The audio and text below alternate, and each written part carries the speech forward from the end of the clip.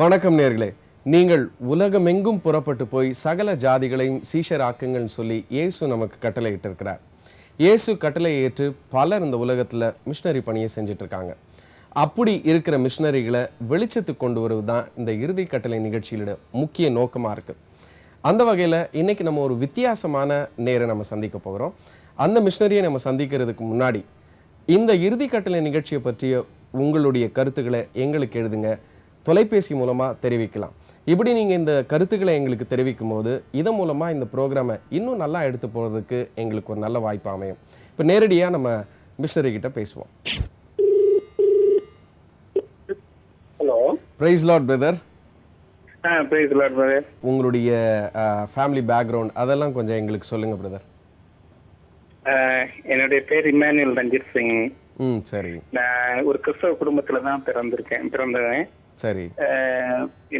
என் கூட பிறந்த ஒரு 4 பேர், மொத்தம் நாங்க 4 பேர். சரி. என்னோட கூட 2 தங்கச்சி, ஒரு தம்பி. இதுதான் என்னுடைய குடும்ப இது. சரி. எனக்கு இப்போ திருமணமாகி நான் திருநெல்வேலியில நான் ஊழியத்துல இருக்கிறேன். சரி. என்னுடைய மனைவி என்னோடு எனக்கு கடவுள் தந்த 2 பிள்ளைகளுமா ஊழியத்துல நாங்க இருக்கிறோம். சரி. அப்பா வந்து ஒரு கவர்மெண்ட் ஆபீஸ்ல தான் deputy registrar of cooperative society அந்த டிபார்ட்மெண்ட்ல இருந்தாங்க. சரி. அம்மா வந்து ஹவுஸ் ஒய்ஃப் தான். சின்ன வயசுல நான் பிறக்கிறதுக்கு முன்னால அம்மாவுக்கு வந்து ஒரு மீட்டிங்க்கு அவங்க போயிருந்தாங்க பாத்துக்கோங்க. சரி.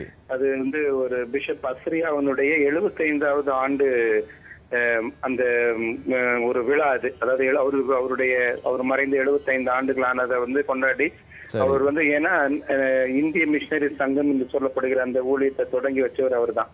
சரி. அதனால அவருக்கான அந்த ஒரு மீட்டிங்கை ஆர்கனைஸ் பண்ணியிருந்தாங்க அந்த திருநெல்வேலியில.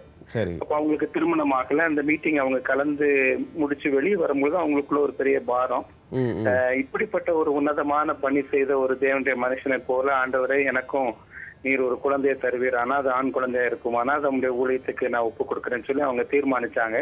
இது வந்து அவங்க திருமணம் ஆகுறதுக்கு முன்பதாக. ஆமா, இது அவங்களுடைய திருமணத்துக்கு முன்னால நடந்த காரியம். சரி சரி சரி, தொடர்ந்து சொல்லுங்க. அதே மாதிரி அவங்களுக்கு திருமணமான பிறகு முதல் குழந்தையா நான் பிறந்த உடனே அவங்களுடைய ஆசையின்படி அவங்க ஊழியத்துக்குன்னு சொல்லி அவங்க ஒப்பு கொடுத்தாங்க. அதுக்கேற்றபடி என்ன வளர்த்தாங்க, எல்லா காரியமும் நடந்துச்சு. ஆனா என்னுடைய தனிப்பட்ட வாழ்க்கையில அப்படிப்பட்ட ஒரு இஷ்டம் இல்லாம இருந்துச்சு. ஆரம்ப காலங்கள்ல நான் ஆண்டவர் விட்டு தூரமா இருந்த நாட்கள்ல இவங்க சொல்லும் போதெல்லாம், நீ வந்து ஆண்டவருடைய ஊழியத்தை செய்யறதுக்காக நீ நியமிக்கப்பட்டவன், நீ அந்த ஊழியத்தை செய்யணும் சொல்லும் போது நான் அவங்கள்ட்ட அதிகமா சண்டை போட்டிருக்கேன். நீங்க தீர்மானிச்சு நீங்க அப்படிப்பட்ட ஒரு பொருத்தனையை பண்ணிட்டு என்ன வந்து இப்படி நீங்க போர்ஸ் பண்றது வந்து எனக்கு அதுல விருப்பம் இல்ல, நான் செய்ய மாட்டேன் அப்படின்னு சொல்லி ரொம்ப அதுக்கு ஆர்கியூ பண்ண நாட்கள் உண்டு பாத்துங்க. சரி சரி.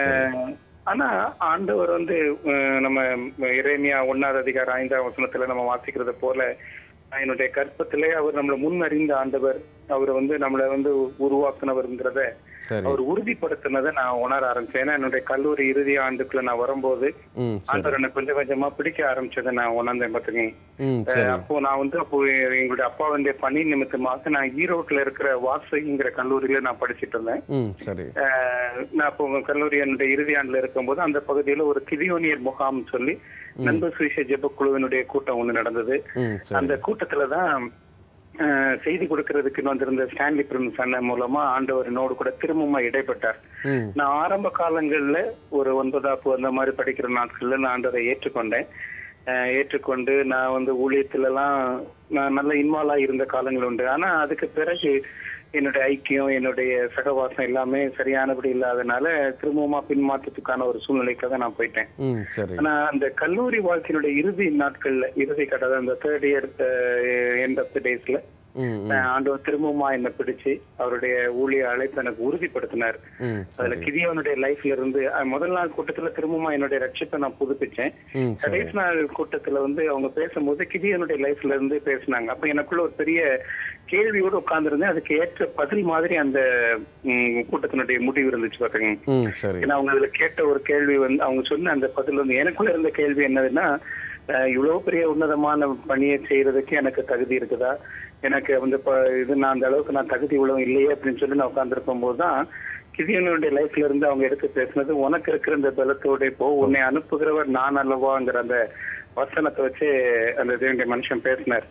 அதனுடைய அந்த இது வந்து எனக்கே ஸ்ட்ரெயிட் ஆண்டவர் பேசின மாதிரி இருந்துச்சு, என்கிட்ட சொன்ன மாதிரி இருந்தது. உடனே நான் திரும்பமா என்னுடைய அழைப்பை உறுதிப்படுத்தினேன்.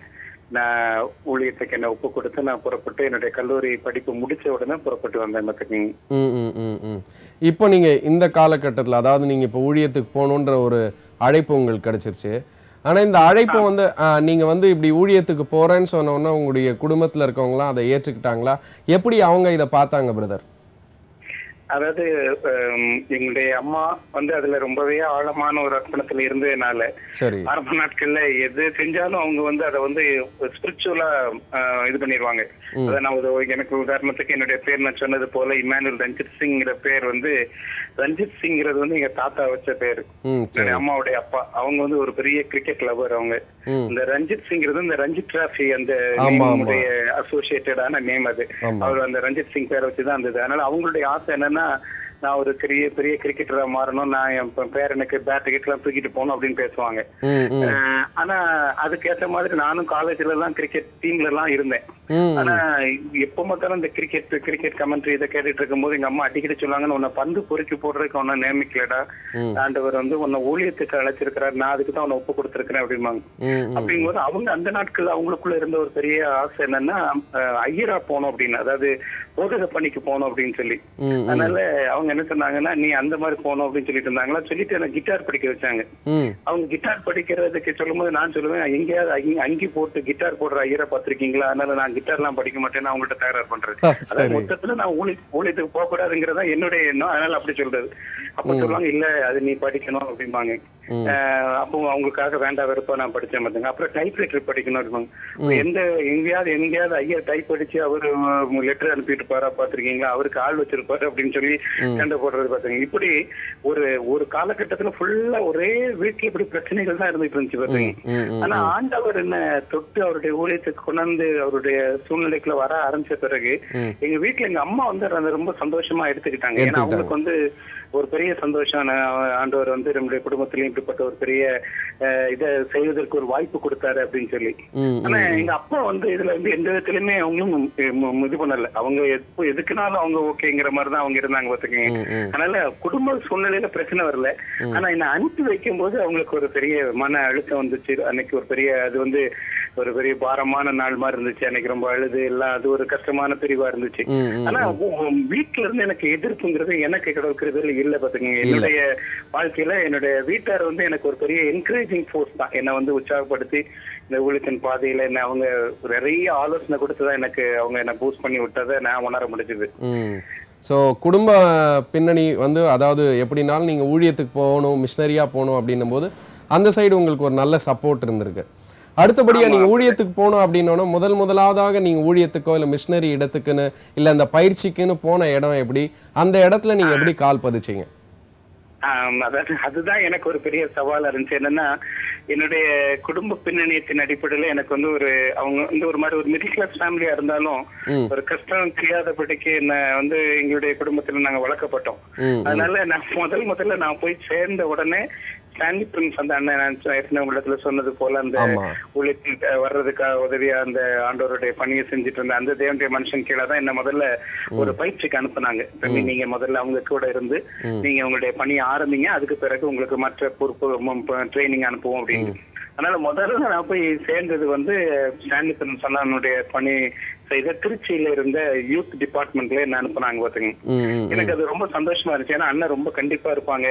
எங்க அம்மா அடிக்கடி சொல்லி ஜோம் பண்ணும்போது வார்த்தை சொல்லுவாங்க, என்னை விட 10 மடங்கு கரெக்ட் பண்ற ஒரு ஆவிக்குரிய தலைவருடைய கையில தான் பிள்ளை போனோம் அப்படின்னு சொல்லி ஜோம் பண்ணுவாங்க. அண்ணன் அதே மாதிரி ரொம்ப ஸ்ட்ரிக்டான ஒரு அண்ணன். அவங்க எல்லா விஷயத்திலயும் கண்டிப்பா இருப்பாங்க, கரெக்டா இருப்பாங்க. ரொம்ப அண்ணன்றது நான் நிறைய படிச்சிருக்கிறேன். அவங்களுடைய ஆவிக்குரிய வாழ்க்கையும் சரி ரொம்ப கரெக்டா இருக்கு. அதனால ஆரம்பத்துல கொஞ்சம் அதுல சில காரியங்கள் கொஞ்சம் பயத்தோட இருந்துச்சு, கொஞ்சம் இதாவும் இருந்துச்சு. என்னடா இப்படி ஒரு மாதிரி ரொம்ப இதா இருக்குது அப்படின்ட்டு. ஆனா அதுல இன்னொரு சைடு என்னன்னு பாத்தீங்கன்னா, நான் சொன்னது போல நாங்க போன உடனே அன்னைக்கு வந்து எனக்கு இதுக்கு முன்னால 2 அண்ணன்மார்கள் அங்க இருந்தாங்க. 2 பேருமே நல்லா படிச்சு ஊழியத்துக்கு வந்தவங்க. அவங்களுடைய அசோசியேஷன் எனக்கு ரொம்ப ஒரு என்கரேஜ்மெண்ட் பாத்துக்கீங்க. ஆனா அந்த அண்ணன்மார்கள் அன்னைக்கு நாங்க போயிருந்த நேரத்துல மத்தியான சாப்பாட்டுக்காக உட்கார்ந்துருந்தாங்க. என்னையும் நான் வந்த உடனே நீங்களும் சாப்பிடுறீங்களான்னாங்க. சரி என்ன சாப்பிடுன்னு சொல்லிட்டு சாப்பிட உட்காந்தாச்சு. சாப்பிட உட்காந்தா வெறும் சாப்பாடு, தண்ணியை ஊத்தி உப்பு போட்டு சாப்பிட்டுட்டு இருக்காங்க. எனக்கு அதை பார்த்த உடனே பெரிய ஷாக். ஏன்னா வாழ்க்கையில ஒரு நாள் நான் அப்படி சாப்பிட்டது கிடையாது. உடனே என்ன தயிர் இல்லையான்னு கேட்டேன். உடனே அவங்க தயிர் அப்படி தயிரா அப்படின்னு சொல்லிட்டு ஒரு மாதிரி அதை ஒரு மாதிரி சிரிப்பா கேட்டாங்க. இன்னைக்கு தயிர் எல்லாம் ஒன்னும் வாங்கல அப்படின்னாங்க. உடனே நான் ஒண்ணுமே பேசல, அப்படியே நான் சாப்பிட்டுட்டேன். மத்தவங்க இன்னைக்கு சாப்பிடும் போது எனக்குள்ள ஒரு பெரிய பாரம், இதுதான் இன்னும் வாழ்க்கையா? ஏன்னா வாழ்க்கையில எது பழையதுங்கிறதே நான் சாப்பிட்டது கிடையாது பார்த்தீங்க. அப்படியே ஏதாவது ஒரு சூழ்நிலை வந்து சாப்பிட்டாலும் அதுக்கு வந்து நல்ல தயிர், நல்ல அதோட சேர்ந்து துவையல் அப்படி இப்படின்னு ஒரு பெரிய இது இருக்குமா. அதனால எனக்கு அது வந்து அந்த இதை வந்து டைஜஸ்ட் பண்ண முடியல முதல்ல. எனக்கு அந்த ஆரம்பம் வந்து ஒரு பெரிய ஷாக்கிங் பிகினிங்கா இருந்துச்சு. ஆனா அவங்களுடைய அந்த லைஃப் ஸ்டைல் வந்து என்ன ரொம்ப தொட்டுச்சு. ஏன்னா இவ்வளவு படிச்சவங்க, அதுல ஒரு அண்ணெல்லாம் மாஸ்டர் டிகிரி முடிச்சு லைப்ரரி சயின்ஸ் முடிச்சு வேலை கிடைச்சது அன்னைக்கு ராத்திரி ஒரு லெட்டர் எழுதி வச்சுட்டு வீட்டுல இருந்து ஓடி வந்தவங்க பாத்துங்க. இன்னொரு அண்ணா அப்பவே எம்ஏ இங்கிலீஷ் லிட்டரேச்சர் நல்லா முடிச்சு நல்ல ஒரு இதுல அழகா இங்கிலீஷ்ல செய்தி கொடுக்குற அளவுக்கு எல்லாம் உள்ள ஒரு ஆள் அவங்க. எனக்கு அவங்களுடைய லைஃப் எல்லாம் அவ்வளவு ஒரு சேலஞ்சிங்கா இருந்துச்சு. இப்படிப்பட்ட ஒரு அவங்க இப்படி இவ்வளவு தூரம் தங்களுடைய வாழ்க்கையை சாக்ரிஃபைஸ் பண்ணி வர்றது வந்து ரொம்ப ஆச்சரியமா இருந்துச்சு. அப்போ நான் அவங்கள்ட்ட வேற ஒண்ணும் பேசலாமே இருந்தேன். அடுத்த நாள் ஆச்சு, அவங்களே சமைக்கிறத பார்த்தேன். அந்த அப்பெல்லாம் வந்து இப்படி நமக்கு இந்த கல் குருணெல்லாம் இல்லாத இருக்கிற அரிசி கிடையாது, எல்லாம் கிடக்கும். அதை போட்டு அரிசி நம்ம எடுத்து சாதம் போடுவாங்க பாத்தீங்களா, அந்த மாதிரி அவங்க அதை பண்றதெல்லாம் பார்த்து நமக்கு சவாலாச்சு. அவங்க அடுத்தவங்க சொன்னாங்க, இனிமே நல்லா பாத்துக்கங்க, நீங்க ஒரு வாரம் கழிச்சு நீங்க சமைக்கணும் அப்படின்னாங்க. எனக்கு அதுக்கு அடுத்த பயங்கர பயம், நம்ம எப்படி அதை சமைக்க போறோம்ட்டு. அது அடுத்த ஒரு பெரிய ஆச்சரியம். அதே மாதிரி ஒரு வாரம் கழிச்சு எனக்கு அவங்க ட்ரைனிங் பண்ண மாதிரி கொடுத்தாங்க. நான் அரிச்சு பார்த்தா என் கைக்குள்ள ஒரு அரிசி நிக்காது, அப்படி மேல மேல ஓடிடுறது. ஆனா அப்படியே அதுல என்ன ட்ரெயின் பண்ணாங்க. அது எனக்கு ஒரு நல்ல ட்ரைனிங்கா இருந்துச்சு. தங்கி இருந்த வீடு வந்து ஒரு கொஞ்சம் பாலடைஞ்ச வீடு மாதிரி இருந்துச்சு. அந்த வீட்டுல ஏகப்பட்ட தேள் இருக்கும். தேள் தாங்க முடியாம இருக்கும். நைட்டு நாங்க வந்து ஊழியத்தை முடிச்சுட்டு படுக்க வரும்போது கையில செருப்பு முதல்ல எடுத்துட்டு தான் கையில எடுத்துட்டு லைட்டை போடுவோம். ஏன்னா லைட்டை போடுற இடத்து பக்கத்துல 2-3 நிக்கும் பாத்துக்குங்க. அதை அப்புறம் எல்லாம் அடிச்சுட்டு அதுலதான் படுத்தும் இருப்போம். ஆனா இப்படிப்பட்ட எல்லா சூழ்நிலையிலையும் வந்து ஆண்டவருடைய ஒரு தெய்வீக சமாதானத்தை அந்த ஊழியத்தின் பாதையில நான் உணர முடிஞ்சது பாத்தீங்க. இது என்னுடைய வெரி ஃபர்ஸ்ட் பிகினிங் டைம். இதான் உங்களுடைய ஆரம்ப காலகட்டம். ஆமா, இது என்னுடைய ஆரம்ப காலகட்டம். நான் இது 84வது ஆண்டு நடந்ததை சொல்லிட்டு இருக்கேன். நான் 84 தான் ஊழியத்துக்கு வந்தேன். சரி, 85வது வருஷம் அந்த 84 எண்ட் ஆஃப் த டைம்ல வந்து என்ன பண்ணாங்கன்னா, என்ன வந்து ட்ரைனிங்காக வட இந்தியாவுக்கு அனுப்புறதுக்கு இது பண்ணாங்க. அப்போ அந்த டைம்ல வந்து நாங்க வந்து வட இந்தியாவுல ஒரு சில பகுதிகளுக்கு போய் அங்கே இருந்து அந்த மக்களா வாழ்ந்து அந்த மிஷினரியோட பழகி அவங்களோட கூட அந்த ட்ரைனிங் எடுத்துட்டு வர மாதிரியான ஒரு ட்ரைனிங் அந்த டைம்ல எங்களுக்கு கொடுத்திருந்தாங்க. நீங்க இதுக்கு முன்னாடி அந்த 84வது வருடத்துல வந்து சுமார் 1 வருடம் அங்க இருந்தீங்களா? அந்த அண்ணமாருங்க கூட இருந்தேன்னு சொன்னீங்களா? அது எவ்வளவு நாள் இருந்தீங்க அங்க? அது 84 ஜூன் மாசம் 2ஆம் தேதி நான் ஊழியத்துல ஜாயின் பண்ணது பாத்துக்கங்க. சரி, திருச்சியில. அதுல இருந்து 84வது ஆண்டு திருச்சியில நான் ஜாயின் பண்ணேன். சரி, அது எண்ட் ஆஃப் இது வரைக்கும், அதாவது இந்த ஜனவரி வரைக்கும், அதாவது சொல்ல போனா 85 ஜனவரி வரைக்கும் நான் அங்க திருச்சியில இருந்தேன். அதுக்கு பிறகு என்ன வந்து ஊழியத்துக்காக வட இந்தியா இதுல ஒரு 6 மாசம் ஓஎம் ட்ரைனிங் அனுப்புனாங்க. நடமாடும் நற்செய்தி குழுன்னு சொல்லி சொல்றாங்க பாத்தீங்களா, அந்த ஓஎம் ட்ரைனிங்க்கு ஒரு 6 மாசம் அனுப்புனாங்க. அதுல நான் ராமேஸ்வரம் பக்கத்துல மண்டபம்ங்கிற ஒரு கேம்ப்ல ஒரு 6 மாசம் அந்த ஓஎம் டீமோட சேர்ந்து அங்குள்ள பகுதியில ஊழியத்துக்கு போனோம். அதுக்கு பிறகு கோத்தகிரி அந்த மாதிரி ஹில் ஸ்டேஷன் பகுதியில போய் ஊழியத்துக்கு அனுப்புனாங்க, அங்க போனோம். இப்படி அது ஒரு 6 மாசம் ட்ரைனிங் நான் ஓஎம் முடிச்ச பிறகு 6 மாசம் எங்களை வந்து இதுக்கு அனுப்புனாங்க பாத்துக்கங்க, வட இந்தியாவுக்கு. நம்ம இப்போ நீங்க வந்து நம்ம உங்க ஆரம்ப காலகட்டத்துல பேசுறோம். இந்த ஆரம்ப காலகட்டத்துல என்னைக்காவது வந்து நான் இந்த ஊழியத்துல ஏன் வந்துட்டேன், தெரியாம வந்துட்டேன், இல்ல நீங்க வந்து ரொம்ப வேதனைப்பட்ட நாள் உண்டா இமான்? ஆமா, கண்டிப்பா அது நான் சொல்லலாம். ஏன்னா நான் சொன்ன மாதிரி இந்த சாப்பாடு இந்த மாதிரி விஷயங்களை நான் வந்து ஆரம்பத்துல நான் கொஞ்சம் இதாகும் போது நான் ரொம்ப சோர்ந்துட்டேன். ஐயோ நம்ம ஒரு தப்பான இதை எடுத்துட்டோமோ அப்படின்னு. இல்ல குறிப்பா ஏதாவது சம்பவம் இருக்கா?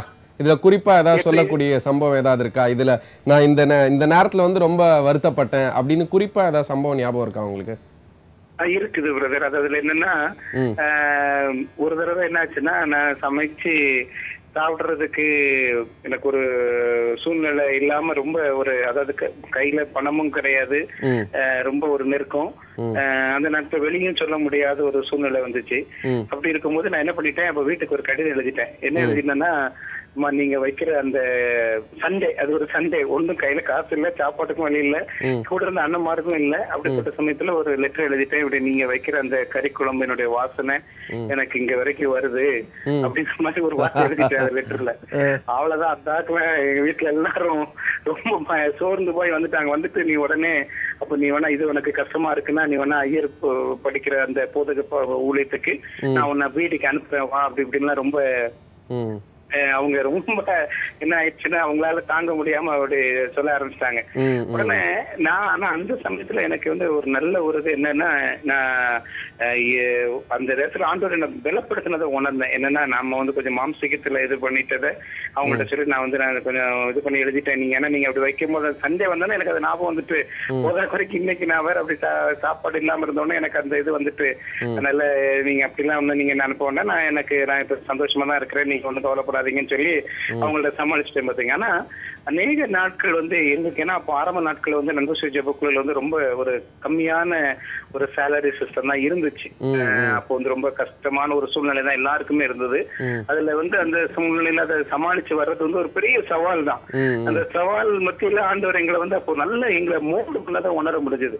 ஏன்னா அநேக நேரங்கள்ல சாப்பாட்டுக்கு வந்து ஒரு 20 தேதிக்கு மேல போயிட்டீங்கன்னா சாப்பாடுக்கு சாமான் வாங்குறது கூட அரிசி வாங்குறது கூட காசு இருக்காது பாத்தீங்க. எத்தனை நேரங்கள்ல நான் போய் ஒரே ஒரு எலுமிச்சம்பழம், அது அப்ப அந்த நேரத்துல 10 பைசா 5 பைசா இருக்கும், அந்த எலுமிச்சம்பழத்தை மாத்திரம் வாங்கிட்டு வந்து கட் பண்ணி அதை ஜூஸ் போடுறதுக்கு சீனி கூட இல்லாம உப்பு போட்டு ஒரு செம்பு குடிச்சிட்டு மத்தியானத்துல வந்து நான் உட்காந்து மத்த ஊழியர்களுக்கு போயிருக்கிறேன். அப்போ ஒரு நாள் கூட நான் அதை சொன்னதில்லை. ஏன்னா ஆரம்பத்துல அது வந்து சொன்னதுனால எங்க அம்மா ரொம்ப இதாகி அவங்க எல்லாம் ரொம்ப சோர்ந்துட்டாங்களேங்கிறனால இன்னும் எந்த ஒரு சூழ்நிலையிலையும் பெற்றோரை நம்ம வந்து துக்கப்படுத்திடக்கூடாது.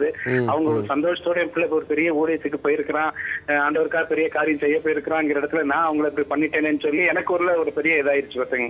ஆனா எனக்கு அது வந்து ஒரு பெரிய ஒரு இதுதான். ஏன்னா ஆரம்பத்துல ஒரு தடுமாற்றமான ஒரு நிலைமை வந்துச்சு. இது நான் சாப்பாட்டுனால் அதுவும் ஏன்னா எனக்குள்ள அப்படின்னா கொஞ்சம் நல்லா அப்படியே டெலிஷியஸா சாப்பிடணும்னு ஆசைப்பட்ட காலங்கள்ல இருந்ததுனால அதுக்கு ஆண்டவர் என்ன மூன்று பண்ணதை உணர்ந்த இது வந்து ஒரு பெரிய இது இல்ல. ஆண்டவருக்கு பணி செய்யறதுல வந்து இப்படிப்பட்ட ஒரு சவால்கள் இருக்கிறத நமக்கு வந்து ட்ரெயின் பண்றதுக்கு இது ஒரு நல்ல வாய்ப்பான இடமா ஆண்டவர் வச்சிருக்கிறாருங்கிறத உணர முடிஞ்சது பாத்துங்க. சோ இந்த காலகட்டத்துல இருந்து நீங்க அடுத்தது இங்க இருந்து உங்களை வட இந்தியாவுக்கு ட்ரைனிங்காக அனுப்புனாங்க. ஆமா பிரதர். அது எந்த இடம் பிரதர் உங்களை அனுப்புனது? என்ன வந்து 2 இடத்துக்கு அனுப்புனாங்க பிரதர். ஒண்ணு வந்து குஜராத்துக்கும் இன்னொன்னு வந்து பீகாருக்கு அனுப்புனாங்க. அதாவது இந்த நாட்கள்ல இந்த ஜார்க்கண்ட்ங்கிறத உள்ள ஸ்டேட்ல வந்து ஃபுல்லா நாங்க வந்து இப்போ ட்ரைபல்ஸ் மத்தியில பண்றோம். ஆனா அந்த நாட்கள் நாங்க என்ன அனுப்புனது வந்து பீகாருக்கு அனுப்புனாங்க. பீகாருங்கிறது வந்து இந்த சென்ட்ரி பீகாருக்கு அனுப்புனாங்க. அதாவது மதுபனின்னு சொல்லி ஒரு இடம், அது அந்த இந்த நாட்கள்ல அந்த மதுபனி வந்து அது பீகாருக்குள்ள இருக்குது பாத்துக்கோங்க. அதனால அந்த பீகார் ஏரியாவுக்கு அனுப்புனாங்க. அது ஒரு பெரிய மறக்க முடியாத அனுபவம். ஏன்னா நான் வந்து முதல்ல என்ன வந்து பீகாருக்கு அனுப்பும் போதே எனக்கு வந்து வேற எந்த இதுவும் தெரியாது, லாங்குவேஜும் தெரியாது, ஒன்னும் தெரியாது. முதல் முறையா வட இந்தியா பயணம்னு சொல்லி நான் புறப்படுறேன் சென்னையை தாண்டி. ஆக நான் முதல்ல என் கையில ரஜாய், அந்த கொசுவலை, அப்புறம் என்னுடைய ட்ரெஸ் இப்படி எல்லாம் சொல்லி ஒரு பெரிய ஒரு மூட்டையை கட்டி கையில கொடுத்துட்டாங்க. அதையும் தூக்கிக்கிட்டு ட்ரெயின்ல ஏறி உட்கார்ந்தாச்சு. ட்ரெயின் போயிட்டே இருக்குது. எனக்குள்ள பல விதமான காரியங்கள் ஓடுது. எப்படி நம்ம சந்திக்க போறோம், யாரை சந்திப்போம், எப்படி நம்ம வந்து ரிசீவ் பண்ண வருவாங்க, அது நமக்கு இடம் தெரியாட்ட என்ன செய்யறது, யாரும் வரலன்னு என்ன பண்றது, இப்படி பல விதமான கலக்கம். பீகார்ல போய் அவங்க வந்து என்ன முதல்ல வந்து இறங்க வேண்டிய இடம்ங்கிறது வந்து முசஃபர்பூர்னு சொல்லி ஒரு இடத்துல போய் என்ன இறங்க. அந்த முசஃபர்பூர்ல போய் நான் முதல்ல இறங்கினேன். இறங்கும் போது எனக்கு அவங்க கொடுத்திருந்த இன்ஸ்ட்ரக்ஷன் என்னன்னா, உங்களை சந்திக்கிறதுக்கு அண்ணன் யாராவது ஒரு அண்ணன் வருவாங்க, அதனால நீங்க ஸ்டேஷன்ல இருங்கன்னு சொல்லி. நானும் ஸ்டேஷன்ல இருந்து பாக்குறேன். ஒரு 2 மணி நேரம் ஆயிடுச்சு, யாரையும் காணும். எனக்கு என்ன செய்யணும் தெரியல. ஏன்னா என் கையில தொடர்ந்து திரும்பி போறதுக்கும் காசு கிடையாது, திரும்பி எப்படி போகணும்னு தெரியாது. இது பல குழப்பமான ஒரு சூழ்நிலை. அதனால அப்படியே உட்காந்துட்டு நானே என்ன பண்ணேன், நான் ரொம்ப நேரம் உட்கார்ந்து இருக்கிறத பார்த்த உடனே ஒரு ஆட்டோ ரிக்ஷா வாலா வந்து கேட்டான். ஆட்டோ கிடையாது, அந்த சைக்கிள் ரிக்ஷா மாதிரி மனுஷர்கள் ஓட்டுற அந்த சைக்கிள் ரிக்ஷாக்கார் ஒருத்தர் வந்து எங்க போகணும்னு கேட்டாரு. எனக்கு ஒண்ணுமே தெரியாது. ஏன்னா எனக்கு அவங்க சொல்லி விட்டதெல்லாம் 2 வார்த்தை, கஹான் ஜானா ஹைன்னு கேட்டாங்கன்னா ஊர் பேரை சொல்லி ஜானி ஹேன்னு சொல்லணும்ட்டு. இதை மாத்திரம் படிச்சு வச்சுட்டு நானும் வட இந்தியா புறட்டு வந்தாச்சு. ஆக அவங்க வந்து என்ன அந்த ரிக்ஷாக்காரன் கேட்கறது எனக்கு எதுவுமே புரியல. ஒண்ணு நான் சொன்னேன், இந்த கிறிஸ்தவங்க இருக்கிற இடத்துக்கு ஈசா மசிங்கிற மாத்திரம் நான் சொல்லிட்டு இருக்கேன். அது அவன் சொன்னா அவனுக்கு கொஞ்சம் புரிஞ்சிச்சுன்னு நினைக்கிறேன். ஏதோ இந்த கிறிஸ்டியன்ஸ் அங்க கொஞ்சம் தள்ளி இருக்கிறாங்க, அந்த இடத்துக்கு கூட்டு போக வேண்டியது இருக்குன்னு நினைச்சிட்டு அவன் வந்து சரி வான்னு சொல்லிட்டு என்ன கூட்டிட்டு போயிட்டே இருக்கான். போயிட்டே இருக்கான். எனக்கு எனக்கு வேற பயம், வேற எங்கேயும் கொண்டு போய், ஏன்னா இருட்ட ஆரம்பிக்கிற மாதிரி இருக்குது. எனக்கு ஒரு பயம் வர ஆரம்பிச்சுட்டு இப்படி போயிட்டே இருக்கும்போது திடீர்னு இடையில கொஞ்ச தூரத்துல ஒரு கருப்பா, நல்ல கருப்பா, அதாவது நம்ம சவுத் இந்தியன் கருப்புல ஒரு ஆள் நடந்து வர்றதை பார்த்தேன். நான் உடனே மனசுல நினைச்சேன், வர்றவர் ஒருவேளை நம்மளுடைய தமிழ் அண்ணமாரா, அதாவது நம்மளுடைய நண்பர் சுஜபக்களுடைய ஊழியரா இருப்பாரான்னா அவரை நான் எப்படி இனம் கண்டுகொள்றது, அவர்கிட்ட எப்படி பண்றதுன்னு தெரியாம நான் பக்கத்துல அந்த ரிக்ஷாக்காரன் போகும்போது அண்ணேன்னு மாத்திரம் ஒரு சத்தம் கொடுப்பேன். அவரை நம்ம ஆளா இருந்தாருன்னா அவர் உடனே நிச்சயமா ரெஸ்பான்ஸ் கொடுப்பாரு. உடனே நம்ம மீட் பண்ணிக்கணும் அப்படிங்கறதுல அது கிட்ட வரவும் அண்ணேன்னு ஒரு சத்தம் கொடுத்தேன். அவர் யாரு அப்படின்னாரா, உடனே காக்காரன்னு வண்டியில இருந்து கூச்சிட்டேன். எனக்கு இருந்த சந்தோஷத்துல என்ன நடக்குதுன்னே தெரியாம உடனே அவரை அப்படியே கட்டி பிடிச்சு, அண்ணே அவரு தம்பி இந்த ட்ரெயின் ஒரு காலம் கரெக்டா வராது, இன்னைக்கு பார்த்து இவ்வளவு கரெக்டா வந்திருக்கு, அதனால நீங்க இவ்வளவு நேரம் காத்திருந்துட்டீங்க, ஒன்னும் பிரச்சனை இல்லை வாங்கன்னு சொல்லி அவர் அதே ஆட்டோல அந்த ரிக்ஷால என்ன நாங்க சேர்ந்தோம் பார்த்துங்க. எனக்கு அது ஒரு பெரிய ஒரு பயத்தோட கலந்த ஒரு சந்தோஷ அனுபவமா இருந்துச்சு. ஏன்னா ஆண்டவர் என்னை இப்படி அழகா கைட் பண்ணி ஒருவேளை அவர் மாத்திரம் வரலன்னா நான் என்ன ஆயிருப்பேங்கிறது எனக்கு புரியாத ஒரு சூழ்நிலையா இருந்துச்சு பாத்துங்க.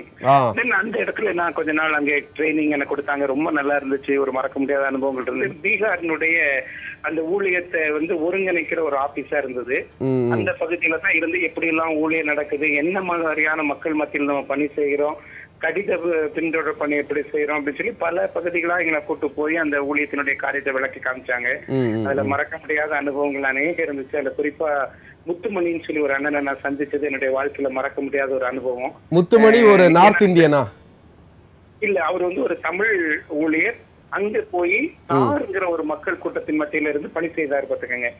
அவருடைய ஊழிய பாதை ஒரு பெரிய கடினமான பாதை. ஆனா ரொம்ப சவாலோடு அந்த மக்கள் மத்தியில செஞ்சதை நான் அவங்க என்கிட்ட சொல்லும் போது சொல்லிட்டு சொன்னாங்க, தம்பி இமானுவேல், நீ இப்படிப்பட்ட ஒரு ஊழியத்துக்கு தான் நீ கார் எடுத்து வச்சிருக்கிற, உனக்கு எப்படிப்பட்ட சூழ்நிலைகள் வந்தாலும் ஆண்டவருடைய பணியை நீ உண்மை உத்தரமா செய்யணும், ஆண்டவர் உன்னோட கூட இருப்பாரு அப்படின்னு சொல்லி சொன்னாங்க. அதுல அவங்க சொன்ன அந்த சாட்சி நான் உங்களுக்கு சொன்ன பிரயோஜனமா இருக்குன்னு நினைக்கிறேன். கண்டிப்பா சொல்லுங்க. அந்த தாருங்கிற அந்த மக்கள் மத்தியில அவங்க பணி செய்யும் போது அந்த மக்கள் மத்தியில முதல்ல அவங்க ஊழியத்தை ஆரம்பிக்கணும்னா அந்த மக்களுடைய லாங்குவேஜை படிக்கணுங்கிறதுக்காக கஷ்டப்பட்டு அவங்க அவங்களுடைய சேவிங்ஸ்ல இருந்து ஒரு கொஞ்சம் பணத்தை கொண்டு போய் சென்னைக்கு அவங்க போயிருக்கும் போது ஒரு டேப் ரெக்கார்டர் வாங்கிட்டு வந்திருக்காங்க. அந்த டேப் ரெக்கார்டர் வச்சுட்டு அவங்க போற இடங்களுக்கு எல்லாம் அந்த மக்கள் மத்தியில அவங்க பேசுற மொழி அப்படி கொஞ்சம் டேப் பண்ணிட்டு அதை வீட்டுல போட்டு பார்த்து அவங்க என்ன மாதிரி பேசுறாங்கன்னு எல்லாம் பார்த்து அதை அவங்க படிச்சுட்டு இருந்திருக்காங்க பாத்தீங்க. இது கவனிச்சுட்டே இருந்த ஒரு டெக்காய்ட்ஸ், அதாவது கொள்ளை கூட்டத்தை சேர்ந்த ஒரு குரூப் அந்த மக்கள் மத்தியில அவங்க இருந்திருக்காங்க பாத்துக்கங்க. இவங்க வீட்டுக்கு ஒரு நாள் ராத்திரி இவங்களை கை காலெல்லாம் கட்டி போட்டு இவங்களுடைய பொருட்கள் எல்லாத்தையும் நிறைய முக்கியமான வேல்யூபிள்ஸ் அவங்கள்ட்ட இருந்த சிலதெல்லாம் எடுத்துட்டு, ஏன்னா அவங்கள்ட்ட வேற தங்கம் அந்த மாதிரி காரியங்களும் அவங்க கொண்டாடல. ஏன்னா அவங்களுக்கு முதல்ல இன்ஸ்ட்ரக்ஷன்ஸ் நார்த் இந்தியாவுக்கு நீங்க போகும்போது இப்படிப்பட்ட சூழ்நிலையில நீங்க எதுவுமே வேர் பண்ணக்கூடாது அப்படின்னு சொல்லி இருந்ததுனால அவங்க அந்த மாதிரி இதை ஒண்ணும் வச்சிருக்கல போல. ஆனா இந்த டேப் ரெக்கார்டர் ரொம்ப ப்ரெஷியஸா வச்சிருந்தாங்க. அந்த டேப் ரெக்கார்டர் அப்போ ஒரு ரொம்ப, ஏன்னா நான் சொல்றது அந்த 85 எப்படின்னு பாத்துக்கீங்களா, அப்போ அது ஒரு பெரிய ப்ரெஷியஸ் தான். அதனால அந்த டைம்ல அதை அவங்கள்ட்ட இருந்து தூக்கிட்டு போயிட்டாங்க பாத்துங்க. எல்லாம் அப்படி கொஞ்சம் சில பொருட்கள் எல்லாம் தூக்கிட்டு போய் அவங்களையும் அவுத்து விட்டுட்டு ஏதாவது சொன்னீங்கன்னா ஒன்னு அதுக்கு பிறகு நான் சுற்றுவேன் அப்படின்னு சொல்லி எல்லாம் மிரட்டிட்டு போயிட்டாங்க. எல்லாம் வந்தவங்க எல்லாம் கண்ணோட தான் வந்திருக்கிறாங்க பாத்துங்க. ஏன்னா அங்க அது ரொம்ப காமன் அது. அதனால அண்ணனுக்கு அது ஒரு பெரிய ஷாக்கு. அண்ணனோட பெரிய ஷாக்கு அக்காவுக்கு. ஏன்னா கண்ணு முன்னாலே கணவன் முன்னால 2 பேர் பின்னால் 2 பேர் துப்பாக்கியோடய ஒவ்வொரு பொருட்களை எடுத்து தர சொன்னது. கடைசி அவங்க ரொம்ப எதிர்பார்த்தது ஏதாவது பணம் வச்சிருப்பான், ஏன்னா இவ்வளவு டேப் ரெக்கார்டர்லாம் வச்சிருக்காங்க, கையில பணம் வச்சிருப்பான்னு சொல்லி பணத்தை ரொம்ப கேட்டிருக்காங்க. இவங்க சொல்லியிருக்காங்க எங்கள்கிட்ட பணம் கிடையாது, நாங்க இந்த பர்பஸ்க்கு வந்த ஆட்கள் அப்படின்னு சொன்ன உடனே அதுல ஒருத்தன் சொல்லியிருக்கான், ரைட்டு அவங்க சொல்றது உண்மையா தான் இருக்கும், போலான்னு சொல்லிட்டு போயிட்டாங்க பார்த்தாங்க. ஆனா அந்த அண்ணன் தலானி கடையில கொஞ்சம் பணத்தை வச்சிருந்திருக்காங்க.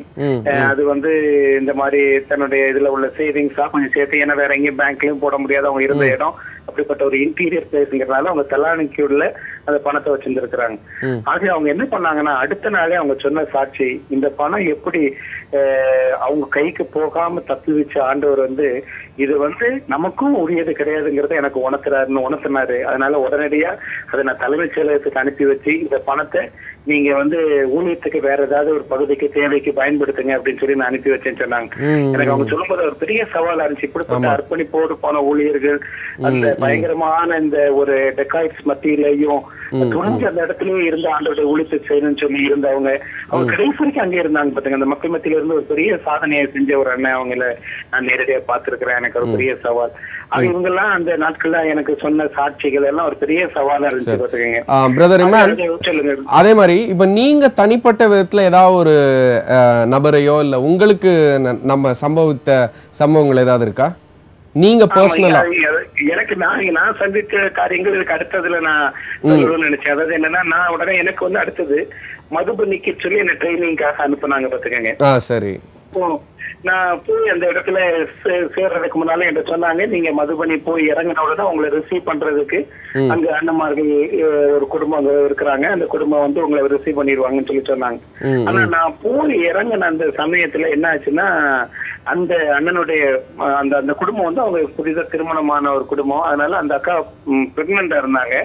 அவங்களுக்கு பெயின் ஸ்டார்ட் ஆயிருச்சுன்னு சொல்லி பக்கத்துல, அதாவது அந்த நான் போயிருந்த மதுபனியில இருந்து ஒரு 600 கிலோமீட்டர் தாண்டி தான் நல்ல ஹாஸ்பிட்டல், ரக்ஷான் ஒரு இடத்துல ஒரு ஹாஸ்பிட்டலுக்காக அவங்க புறப்பட்டு போயிட்டாங்க பாத்துக்கங்க. ஆக அவங்க கூட இருந்த ஒரு பேச்சுலர் தம்பி அவரு என்ன பண்ணிருந்தாருன்னா, அன்னைக்கு வந்து ஒரு வில்லேஜுக்கு மினிஸ்ட்ரிக்கு போயிட்டாரு. நாங்க யாரு நான் வர்றது வந்து இவங்களுக்கு கம்யூனிகேட்டே ஆகல, இவங்களுக்கு நியூஸ் கிடைக்கல. ஏன்னா அந்த காலத்துல இப்படி மொபைல் போனும் கிடையாது, டெலிபோன் வசதி ரொம்ப கிடையாதுங்கிறனால எங்களுக்கு அனுப்பின கடிதம் அவங்க கையில சரியா கிடைக்கணும் தெரியும், ஒருத்தரும் கிடையாது பாத்தீங்க. நான் கஷ்டப்பட்டு அந்த அவங்க இருந்த அந்த மதுபனி பஸ் ஸ்டாண்ட்ல இறங்கி அங்க இருந்து கிஷோரிலால் சவுக்னு ஒரு இடத்துக்கு இதே மாதிரி நான் கஷ்டப்பட்டு கண்டுபிடிச்சு போறதுக்குள்ள, ஏன்னா எனக்கு தெரிஞ்ச அந்த ரெட்டை ஹிந்தி வார்த்தையை வச்சுட்டு நான் போய் தட்டு மாதிரி போய் நிக்கிறேன். எனக்கு அந்த வீடு பூட்டி இருக்குது, ஒரு பெரிய காம்பவுண்ட் வால், வெளியே நிக்கிறேன். அந்த ஊர்ல வேற சாதாரணமாவே எனக்கு ஹிந்தி தெரியாது, ஆனா அந்த ஊர்ல அவங்க மைத்திரி லாங்குவேஜ் பேசுறாங்க, ஹிந்தியும் பேசல, அது ஏதோ ஒரு புது லாங்குவேஜ். அது அதுல ஒரு அம்மா வந்து என்கிட்ட வந்து, நீ தேடி வந்திருக்கிறவங்க இப்படி இல்ல, அவங்க இப்படி போயிருக்காங்கிறத அந்த மைத்திரி லாங்குவேஜ்ல சொல்றது வந்து எனக்கு ஏதோ அவங்களுடைய அந்த சைகையில வச்சு அவங்க சொல்ற விடத்தை வச்சு புரியுது. எனக்கு உடனே அடுத்தது எனக்கு என்ன செய்யல, ஏன்னா காரணம் என்ன அனுப்பி வைக்கும் போது உங்களை அங்க ரிசீவ் பண்ணிக்குவாங்க, நீங்க அங்க வந்து கிட்டத்தட்ட ஒரு 20 நாள் தங்கி ஊழியம் செய்ய போறீங்க, அதனால உங்களுக்கு வந்து அங்கதான் எல்லாம் பாத்துக்குவாங்கன்னு சொன்னதுனால என் கையில அதுக்கு திரும்பி போறது கூட என் கையில காசு கிடையாது, என்கிட்ட ஒண்ணுமே கிடையாது பாத்துங்க. முற்றிலும் நான் அவங்களை நம்பிதான் வந்திருக்கிறேன். என்ன செய்யணும் எனக்கு தெரியல, ரொம்ப ஒரு பெரிய பயங்கரமான ஒரு பயம் என்ன பிடிச்சிருச்சு. என்ன செய்யணும் தெரியாம அப்படி நிக்கிறேன். ஒரு கொஞ்ச நேரம் நின்றுட்டே இருந்தப்ப கொஞ்சம் கொஞ்சமா இருட்ட ஆரம்பிக்குது, மழை துளி வேற உழ ஆரம்பிக்குது. நான் ஒரே ஒரு யோசனை மாத்திரம் யோசித்தேன், இந்த காம்பவுண்ட் வால இருந்து தாண்டி உள்ள குதிச்சுட்டா அங்க ஏதாவது ஒரு வெராண்டா மாதிரி இருந்தா கூட அதுல போய் உட்காந்துக்கலாம்னு சொல்லி, ஏன்னா வெளியே நிக்க முடியாது, அது ரோடு. ஆக நான் அப்படியே அந்த கேட்ல ஏறி உள்ள குதிச்சு அந்த காம்பவுண்ட் வால்ல வந்து என் கையில கொடுத்த இந்த கொசுவலியை கட்டி அந்த ரஜாயை கீழே விரிச்சுட்டு உள்ள உட்காந்துக்கிட்டேன் பாத்தீங்க. உட்கார்ந்து நான் பிறகுதான் எனக்கு ஒரு சின்ன பயம் வந்துச்சு, ஒருவேளை நம்ம இப்ப ஏறி உள்ள குதிச்சு வந்துட்டோமே, இது மிஷினரி வீடா இல்லாம வேற யார் வீடா இருந்துச்சுன்னா என்ன செய்யறது, நமக்கு அவங்கள்ட்ட சொல்றது கூட தெரியாது அப்படிங்கிற ஒரு பெரிய பயம் எனக்குள்ள வந்துட்டு. ஆக என்னுடைய ஜெபம்லாம், ஆண்டவரே எனக்கு இந்த ஒரு உதவி மாத்திரம் செய்யுங்க, இது மாத்திரம் மிஷினரி வீடா இருக்கணும் அப்படின்னு சொல்லி. ஆனா நான் 3 நாள் அங்க தங்க வேண்டியதாயிடுச்சு பாத்துக்கீங்க. நான் வெளியே வர முடியாதபடிக்கு நான் திரும்பி குதிக்க முடியாது. ஏன்னா திரும்பி குதிச்சா இன்னொரு பிரச்சனை என்னன்னா, பாக்குறவன் இது யாருடா ஏறி குச்சி வரேன்னு சொல்லி என்ன பிடிச்சு நீ யாருன்னு கேட்டா சொல்றதுக்கு எனக்கு லாங்குவேஜ் தெரியாது. அடுத்தது நான் வந்து கையில காசு கிடையாது, அதனால இப்ப எந்த கடையிலும் வாங்கி சாப்பிடறதுக்கு எனக்கு வழி கிடையாது. ஆக நான் 3 நாள் உள்ள உட்கார்ந்து இருக்கிறேன். மழை மாத்திரம் நல்லா பெய்யுது, நல்ல அந்த மழையில அந்த வெளியே வந்து அந்த மழை தண்ணியை மாத்திரம் குடிப்பேன், திருப்பி உள்ள உட்காந்துருக்கேன் பாத்தீங்க. இப்படியே உட்கார்ந்துட்டு இருக்கும் போது ஆல்மோஸ்ட் எனக்குள்ளே ஒரு சின்ன பயம் வந்துட்டு, என்னன்னா நமக்கு ஒருவேளை இதோட நம்மளுடைய இது முடிஞ்சு போயிருமோ அப்படிங்கிற மாதிரி ஒரு பெரிய பயம் வந்துட்டு பாத்தீங்க. அந்த சமயத்துல என்ன கையில கொண்டு போயிருந்தது ஒரு ஒரு பயோகிராபி, ஆலன் கார்டினர்னு சொல்லி ஒரு தேவனுடைய மனுஷன் எப்படி ஒரு கேனிபல்ஸ் மத்தியில ஊழியம் செய்யறதுக்குன்னு புறப்பட்டு போனவரு கப்பல் சேதத்துல மாட்டி கப்பல்லே செத்து போயிடுறாங்க. கப்பல்ல இருக்கிற எலி மற்ற இதெல்லாம் பிடிச்சு ஒவ்வொருத்தரா சாப்பிட்டு ஒவ்வொருத்தரா சாகுறாங்க, கடைசியா சாகுறது இவர் தான்.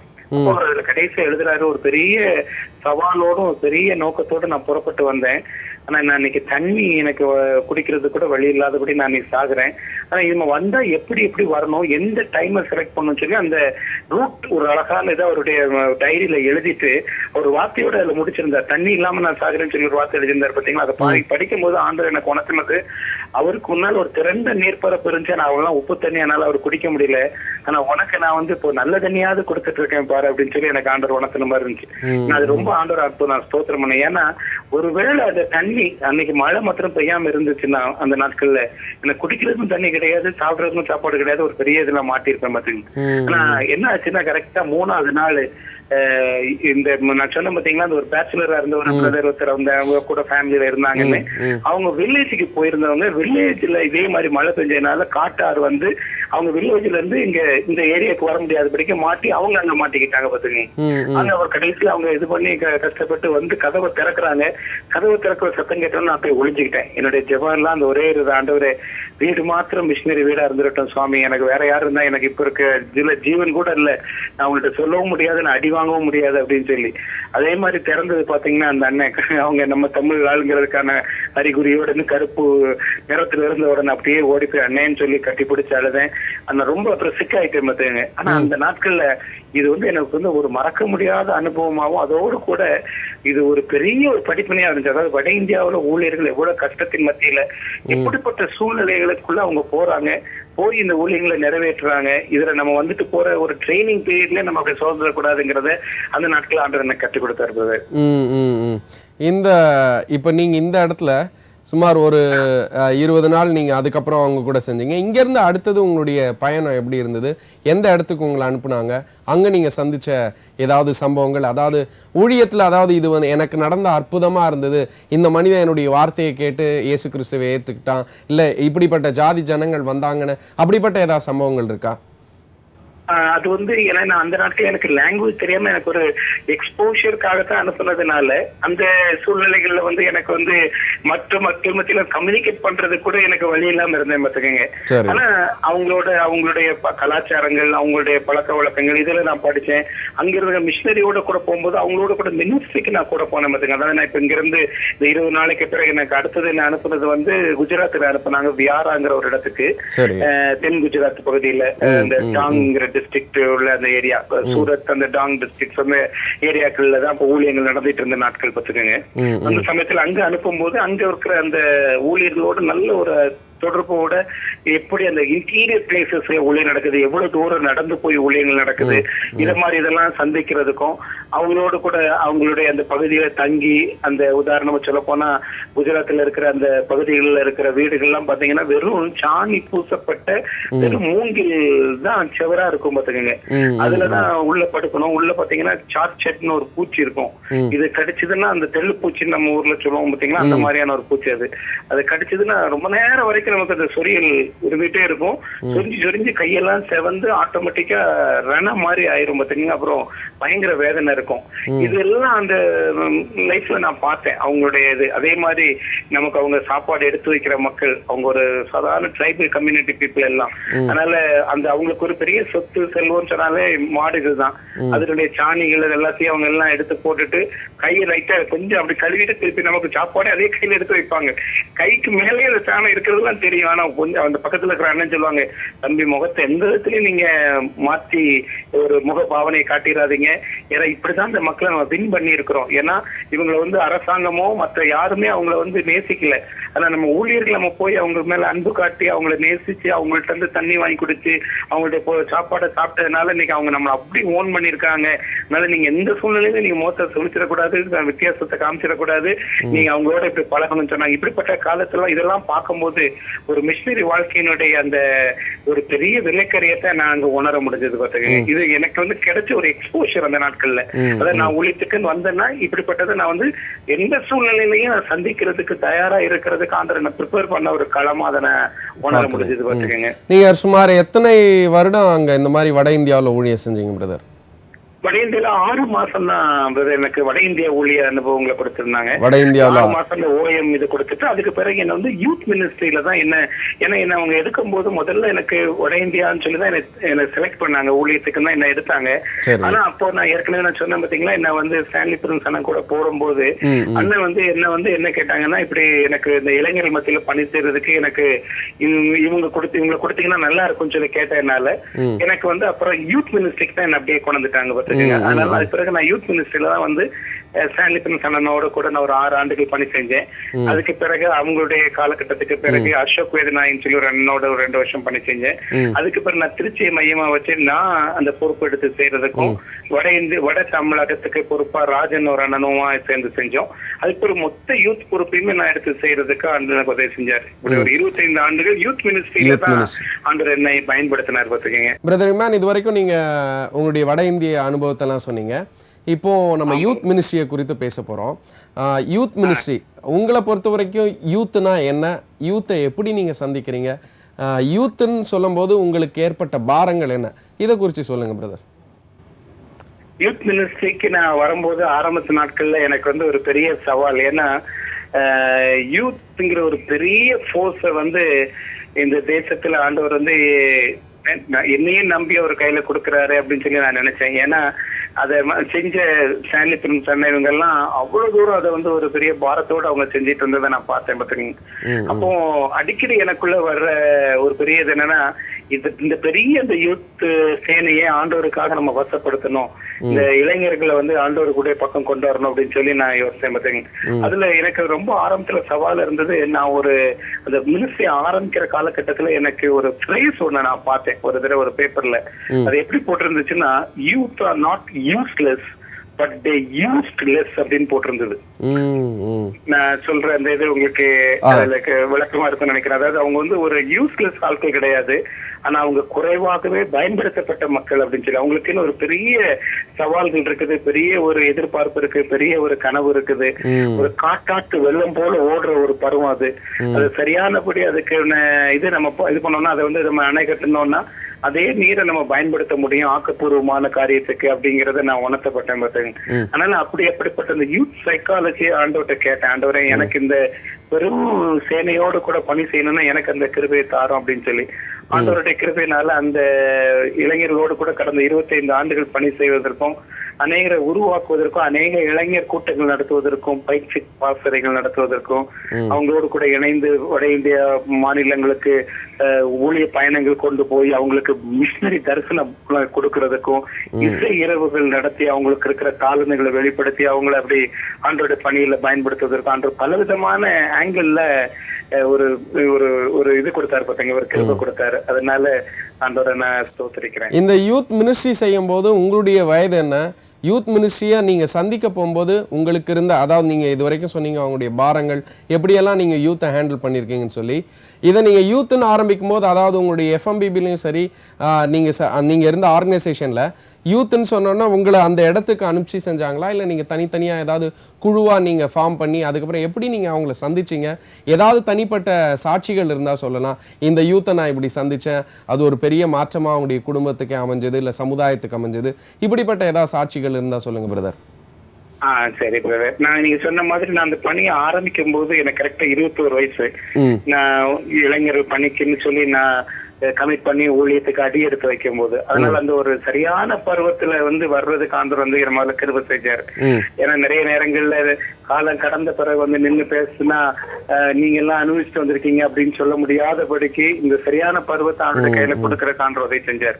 ரெண்டாவது, நான் ஏற்கனவே சொன்னது போல எனக்கு இந்த மாதிரியான ஊழியத்துக்கு வந்து ஒரு நல்ல ஒரு ட்ரெயினரா சாண்ட்லிபன் ஆண்டவர் வச்சிருந்தாரு.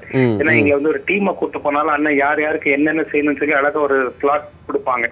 தம்பி நீங்க இன்னைக்கு 15 நிமிஷம் அந்த குவைட் டைமை பத்தி எடுக்கிறீங்க, தங்கச்சி நீங்க ஒரு 15 நிமிஷம் பிரேயரை பத்தி எடுக்கிறீங்க, இன்னொரு பிரதர் தம்பி நீங்க இது வந்து அசூரன்ஸ் ஆஃப் சால்வேஷனா எப்படின்னு சொல்லி அவங்கள்ட்ட சொல்றீங்க, இப்படின்னு சொல்லி ஒவ்வொருத்தருக்கும் சின்ன சின்ன பொறுப்புகளை கொடுத்து நாங்க ப்ரிப்பேர் பண்ண வச்சு அதை நாங்க பேசும்போது அண்ணனும் கூட இருந்து அதெல்லாம் கவனிச்சு முடிஞ்ச பிறகு சிலதை கரெக்ட் பண்ணி இப்படிதான் நீங்க யூத் அப்ரோச் பண்ணோம் இப்படி பண்ணா முடிஞ்ச பிறகு யாரும் போய் கூட்டமா நின்று, அதான் நாங்க ஒரு டீமா போயிருப்போம்னா அந்த டீமா நின்று பேச விட மாட்டாங்க. உடனே அந்த மக்களுக்குள்ள போங்கம்பாங்க, அதுல 2 தம்பிமாரை பார்த்து பேசிட்டு வாங்கம்பாங்க, அவங்க பாரத்தோட இருக்கிறவங்களா இருந்தாங்கன்னா அவங்களோட தோல்ல கை போட்டு பேசுங்கம்பாங்க. அப்படி நல்ல வந்து ஒரு ஊக்கத்தையும் ஒரு வித்தியாசமான அணுகுமுறையும் அண்ணன் இருந்து நான் நிறைய படிச்சேன் பார்த்துங்க. அண்ணன் அதை அதே மாதிரி அபியாசப்படுத்துவாங்க. அவங்களுடைய வயசு அவங்களுடைய அண்ணனுக்கு வந்து நல்ல முடி வெள்ளையா இதா இருக்கணுமோ, அதனால உடனே அடிக்கடி அவங்க சொல்லுவாங்க, இது என்னுடைய முகமும் என்னுடைய தோற்றத்தை பார்த்து நீங்க பயந்துட வேண்டாம், winter is on my head but the eternal spring is in my heart அப்படிமாங்க அடிக்கடி அண்ணன். செய்தியில. ஒருவேளை பாக்குறதுக்கு தான் நான் ஒரு வின்டர் மாதிரி இருக்கிற ஒரு பனித்துளி மாதிரி என்னுடைய தலைகள் இருந்தாலும் எனக்குள்ள நதி போல இருக்கிற ஆண்டவருடைய எதிர்க்குனால நான் துடி போட்டு இருக்கிறேன்.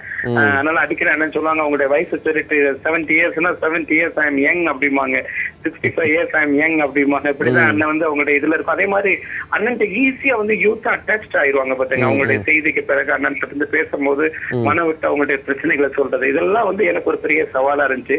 ஆக அண்ணனோட கூட அப்படி போனோம். அதுக்கு பிறகு என்ன பண்ணுவாங்கன்னா, அண்ணனுடைய அந்த இதுல வந்து அணுகுமுறையில வந்து ஒரு குரூப் டிஸ்கஷனுக்கு எங்களை வந்து பிரிச்சு விட்டு நடத்துறதுக்கு அனுப்புவாங்க. அதுக்கு பிறகு ஒரு மீட்டிங்ஸ் இல்லாத நாட்களா இருக்குன்னா எங்கெங்கெல்லாம் ஜெப குழுக்கள் வந்து போற இடங்கள நாங்க ஜெப குழுக்கள் ஆரம்பிச்சுடுவோம். ஏன்னா யூத் வந்து அவன் ஸ்டாண்ட் பண்ணி நிக்கணும்னா முதல்ல அவன் வந்து ஆண்டவருக்குள்ள தன்னை திடப்படுத்தி அவன் வாழ ஆரம்பிக்கும் போதும் அவனுடைய ஜெப வாழ்க்கையை ஒரு சின்ன குழுவா வைக்கும் போதுதான் அதுல அந்த பலத்தை அவன் பெற்றுக்கொள்ள முடியும்னு சொல்லி அவங்கள ஒரு மீட்டிங் முடிச்சுட்டு வரும்போது நீங்க ஒரு சின்ன ஜெப குழு உருவாக்கணும், ஆண்களா கூட்டி ஜெபம் பண்ணுங்க, பெண்களா கூட்டி ஜெபம் பண்ணுங்க அப்படின்னு சொல்லுவாங்க. அதனால அந்த குழுவுல இருந்து நாங்க போய் அவங்களுக்கு மெட்டீரியல்ஸ் அனுப்புறது, இல்லாட்டா அவங்களை போய் திடீர்னு போய் சந்திக்க போறது. இப்ப மீட்டிங்ஸ் இல்லாத நாட்களா இருக்குன்னா, தம்பி நீங்க ஈரோடு போங்க, ஈரோட்ல போய் ஒரு டீமை சந்திச்சு பேசிட்டு வாங்க அப்படின்னு சொல்லுவாங்க. அப்படி என்ன அனுப்பின இடங்கள்ல ஒரு மறக்க முடியாத சாட்சி இருக்குமானா, நான் அப்படி ஈரோட்ல நான் போய் ஒரு குடும்பத்தோடு எனக்கு கிடைச்ச ஒரு இதுதான். அந்த தம்பி வந்து ஒரு லேப் டெக்னீஷியனா அவர் வந்து ஒரு ஹாஸ்பிட்டல்ல இருந்தாரு பாத்துக்கங்க. இந்து பெண்ணியத்துல இருந்து ஆண்டவர்கள் அப்பதான் வந்திருந்தாங்க. பக்கா இந்து குடும்பம், அவங்க இந்து பெண்ணியத்துல இருந்து அவர் அப்பதான் வந்திருந்தாரு. அந்த நேரத்துல இந்த கூட்டத்துக்கு வந்திருந்தனால நானும் ஒரு ஜெப குழு ஆரம்பிக்கிறேன்னு சொல்லி எழுதி கொடுத்திருந்தாரு. போய் அவரை சந்திச்சது அவருக்கு அவ்வளவு ஒரு சந்தோஷத்தினுடைய நிதியில அவர் வந்து அந்த ஜெபக்குழுவை ஒழுங்கா நடத்த ஆரம்பிச்சாரு. ஒழுங்கா நடத்தினவர் அதுக்கு பிறகு பக்கத்துல உள்ள இடங்களுக்கு போய் புதிய ஜெபக்குழுவை உருவாக்க ஆரம்பிச்சாரு.